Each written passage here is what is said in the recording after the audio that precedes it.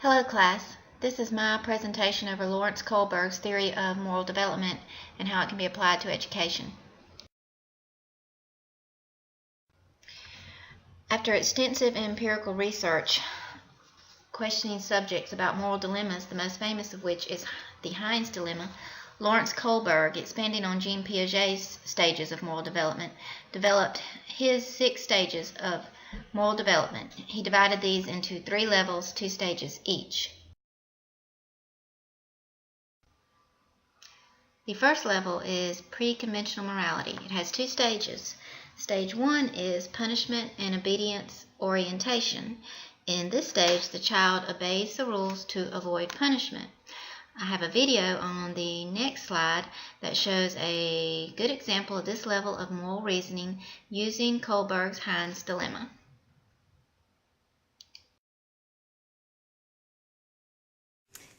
Hi, Gracie. Can you tell me how old you are? 6. All right. I'm going to ask you a question. I want you to tell me what you think about this situation. There is a woman who is near death because she has a very special kind of cancer. And there's one medicine that the doctors thought might save her. But the drug was real expensive to make. And the druggist, the man who sold the medicine, he was charging 10 times what the medicine cost. He paid $200 for the medicine, but he was charging $2,000 for a small dose of the medicine. The sick woman's husband, his name is Heinz, he went everywhere he knew to borrow the money, but he could only get together about $1,000. That's only half of what he needed. He told the druggist that his wife was dying, and he asked him to sell the drug to him cheaper or to let him pay later. But the druggist said, "Nope, I discovered the drug and I'm going to make money from it." So Heinz got desperate and he broke into the man's store to steal the drug for his wife. Should the husband have done that? No. He shouldn't have? Why do you think he shouldn't have? Because he could get in jail. He could, couldn't he? Yeah. If somebody caught him. Yeah, he could go to jail. Very good, Gracie. Thank you so much for helping me. Stage 2 is individualism and exchange. Children realize that there is not just one right view that is handed down by authorities. Children in this stage also want to avoid punishment, but they judge morality on what is the best way to satisfy the needs of the individual person. For example, according to John Gibbs, subjects often say that Heinz was right to steal the drug because the druggist was unwilling to make a fair deal. He was trying to rip Heinz off, or they might say that he should steal for his wife because she might return the favor someday. It's a "I'll scratch your back if you'll scratch my back" way of reasoning.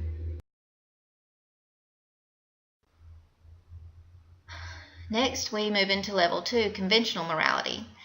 Stage 3 is good interpersonal relationships. In this stage, children, usually those who are entering their teens, believe that good behavior means having good motives and interpersonal feelings such as love, empathy, trust, and concern for others. For example, when presented with the Heinz dilemma, Dawn, age 13, said, "It was really the druggist's fault. He was unfair trying to overcharge and letting someone die. Heinz loved his wife and wanted to save her. I think anyone would. I don't think they would put him in jail. The judge would look at all sides and see that the druggist was charging too much."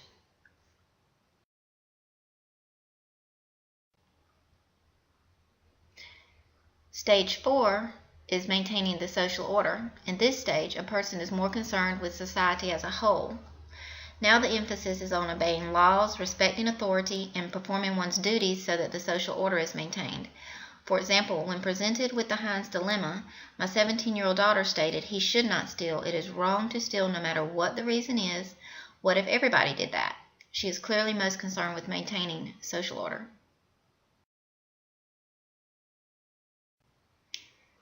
Level 3, the last level, is post-conventional morality. It begins with Stage 5, social contract and individual rights. People in Stage 5 realize that a smooth society is not always a just society. Stage 5 people begin to ask what makes a good society. They are able to step back from their own society and consider the rights and values that a society ought to uphold.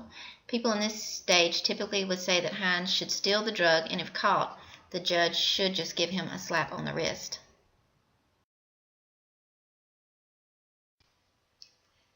The last stage of level 3 is universal principles. People believe that the principles of justice require us to treat the claims of all parties in an impartial manner, respecting the basic dignity of all people as individuals. For example, we would not vote for a law that aids some people but hurts others. Kohlberg has recently dropped this stage from his scoring manual because he and other researchers could not find subjects who consistently reasoned at this stage, and because his interview dilemmas are not useful for distinguishing between stage 5 and stage 6 thinking.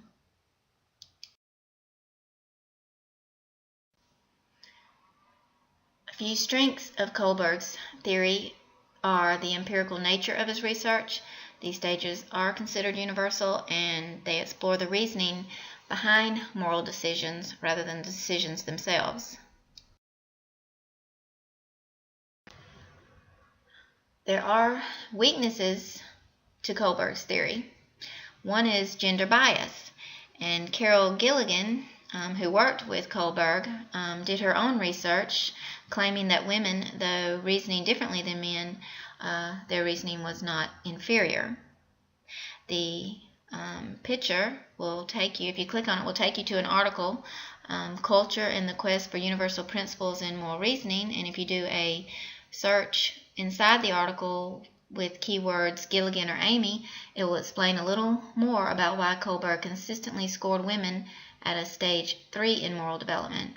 It gives a good example of Amy, who was scored at a level 3, although her response clearly was more developed than that. It also explains some of the other perceived weaknesses of Kohlberg's theory. If you're not already signed into Galileo, you'll have to put the password SKATE in, and then it will take you to the article. Another weakness is that the last two stages are not actually universal, rather are affected by culture. And moral reasoning is not the same as moral behavior.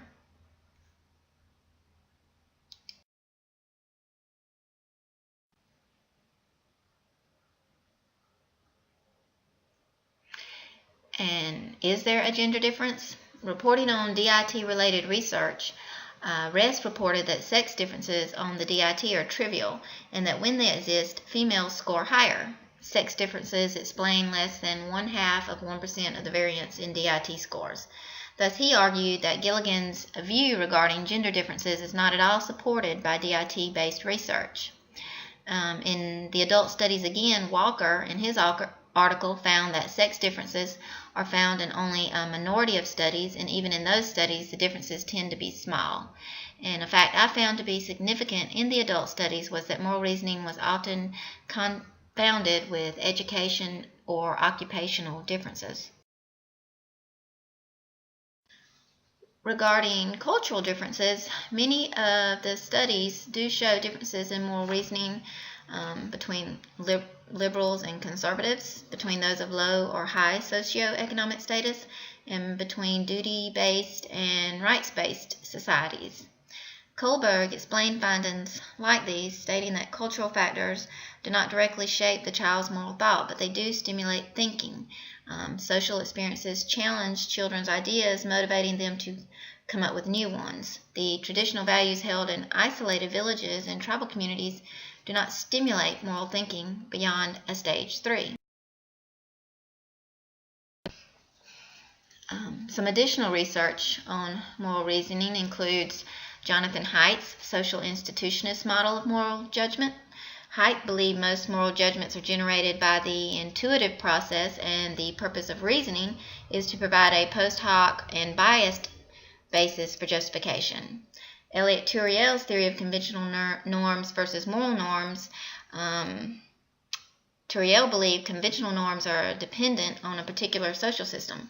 For example, hanging up your coat on the coat rack instead of leaving it on the floor, or not chewing gum in class, those are considered conventional norms. In contrast, moral norms deal with harm, rights, and justice independent of social expectations.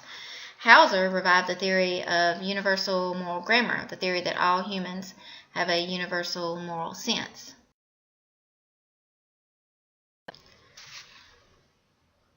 The most compelling empirical support for the universal moral grammar approach derives from the use of abstract moral dilemmas such as the trolley car problem, which gives two scenarios.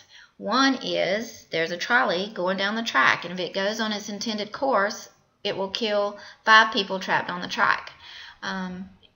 You, however, are standing by the switch, and if you turn the switch, the trolley will go down another track where 1 person is trapped.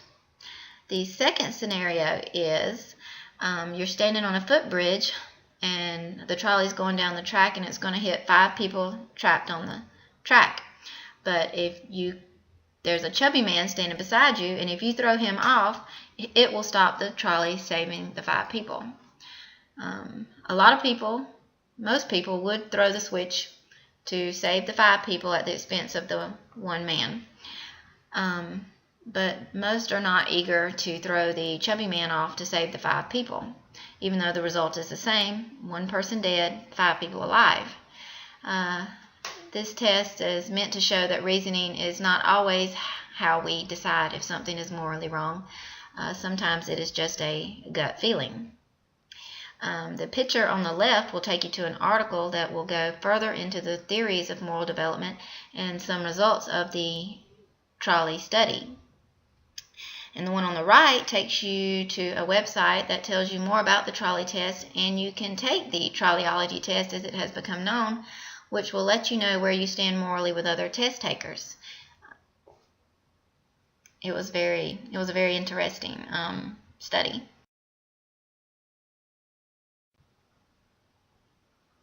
Moral development in education. So, Kohlberg believed that children improve their moral reasoning by encountering views which challenge their thinking and stimulate them to formulate better arguments. So how can Kohlberg's theory of moral development and other theories of moral development be applied in a way to decrease bad or immoral decisions by our government, corporate, and community leaders and improve the overall quality of moral judgments and behavior? One way to improve moral judgments and behavior are organizations like the Youth Frontiers, whose goal is to improve the moral character of children. You can click the image and it will take you to their website that will give you more information on this particular nonprofit organization.